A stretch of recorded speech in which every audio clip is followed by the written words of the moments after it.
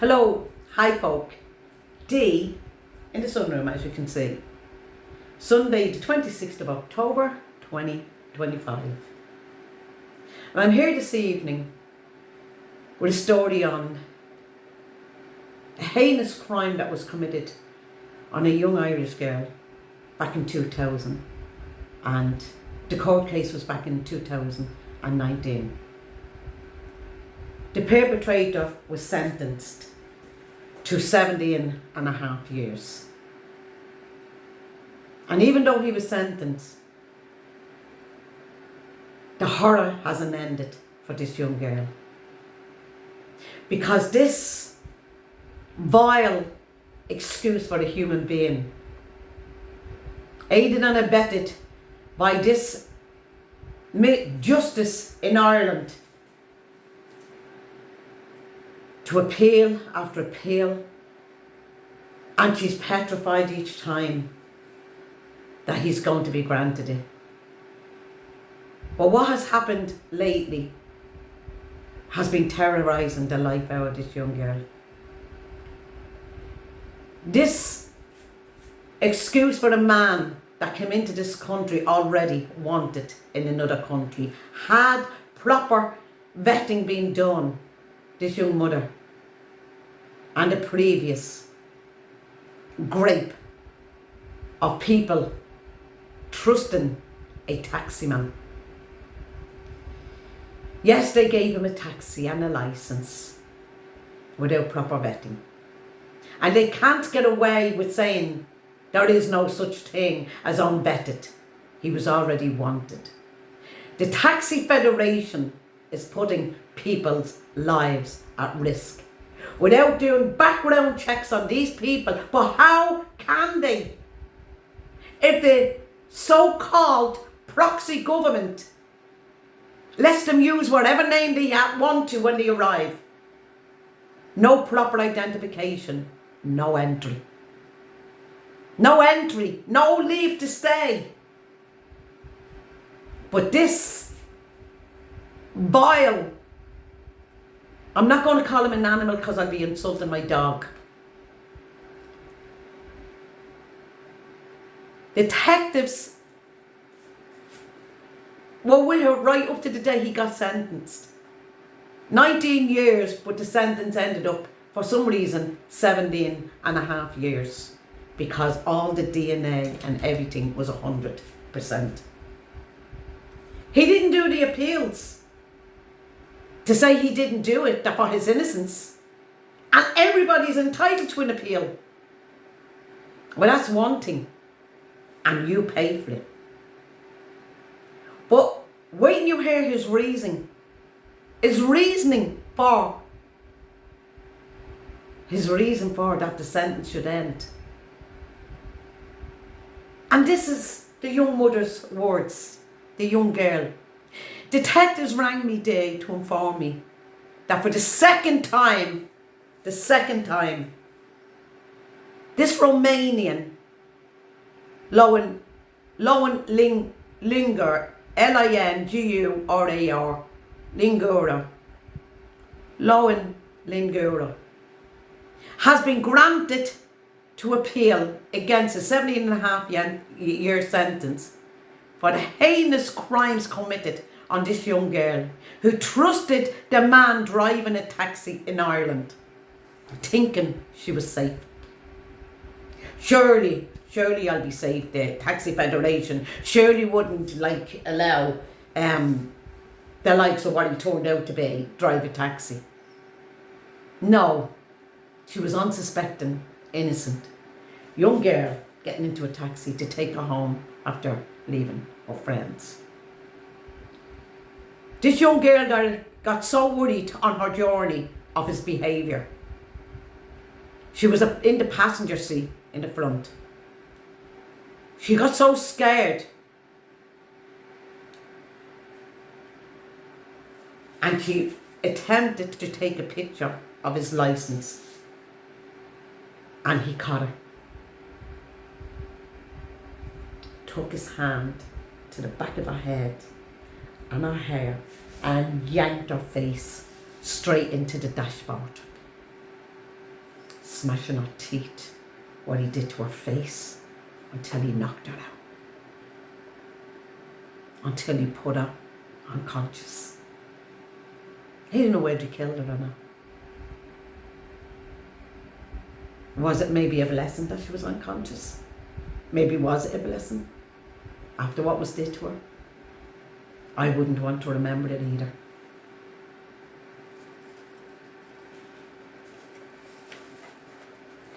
What she was put through,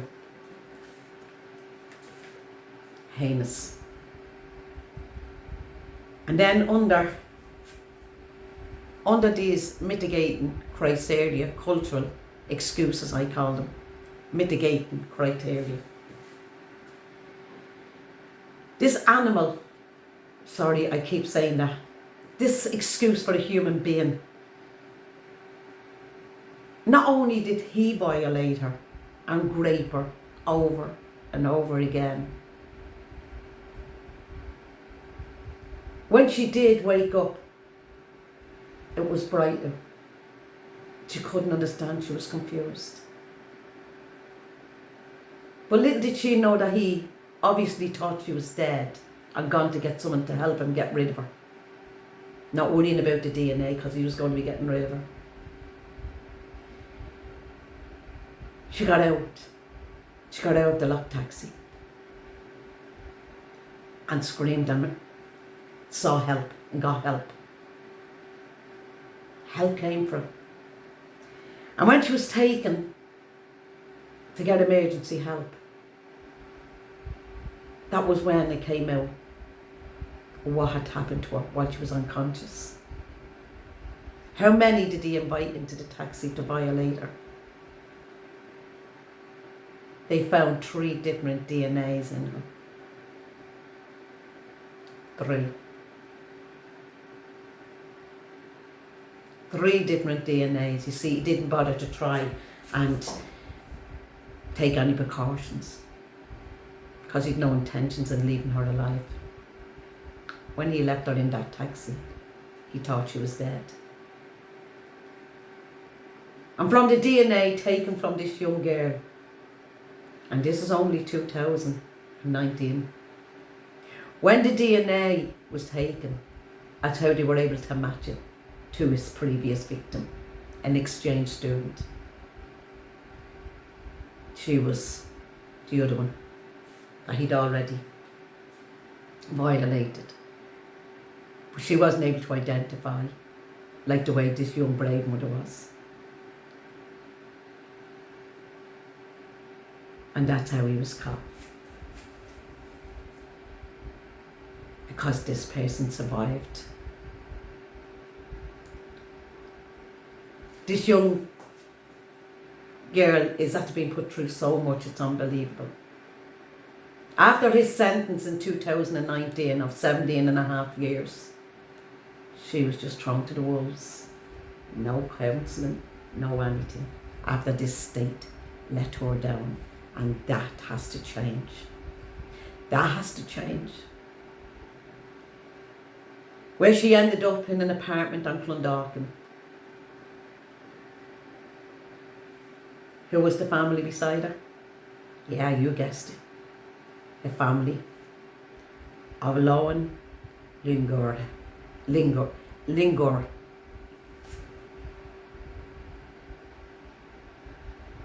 Loan Linger, a Romanian. They made her life a living hell when they realised who she was. Their rapist brother in prison. Because in their culture, you don't do that. She ended having to make herself homeless to keep herself safe and her little child and her mother. And then she was thrown to the wolves, put into homeless shelters where people like him and where he comes from was. That's who she was put in with. Thanks be to God she's out of that situation only recently. But this young mother has saved so many in this country by being able to put him away. And I asked her, would she go in and find out the name of the judge in that case? And there's a reason why I wanted the name of the judge. Because I wanted to praise him. Because when she was told about the second appeal, here's the reason for the second appeal. Lohan Ingur stood up in court on the second appeal to seek his 17.5-year sentence to be ended. He was convicted for the kidnapping, raping, drugging and brutal beating to a pulp of a young girl in Ireland and another of his victims. He was given a taxi licence to commit these crimes in. Lohan Linger appealed on the grounds, are you ready people, in his culture, men don't have to ask women for sex. That was the reason you paid for an appeal for him to have second time putting this young girl through this. Petrified that under his culture he may get released. Thankfully the judge told Linger, you are in our culture now and you will serve your sentence now and whenever sentence and whatever sentence you get for your other crimes after you finish your sentence.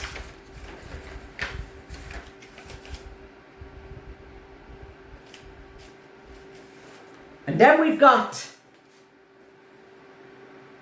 the judge in the Puska case with cultural leniency.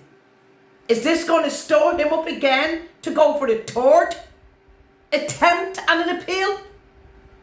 Because in that one, the judge's word, the Judge Biggs acknowledges in the Puska family member case, the women were not coerced but physiologically pressured because of cultural norms and may find that credible basis for leniency, mitigating criteria based on culture is an open door to these heinous crimes to be committed here in our country. But as Ken O'Flynn said, if one commits a heinous crime like Puska's did, or if his family obstructs justice or such heinous crimes, I don't care what culture you're from or what your culture says, you go to jail for the term you deserve. And cultural leniency should not be even mentioned. Would he dare go for the third time after hearing Judge Biggs say this? Would he dare? Would you think that he would dare?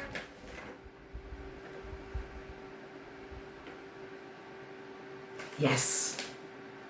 I asked her to find out the judge's name to praise him. And it was only when she went in yesterday.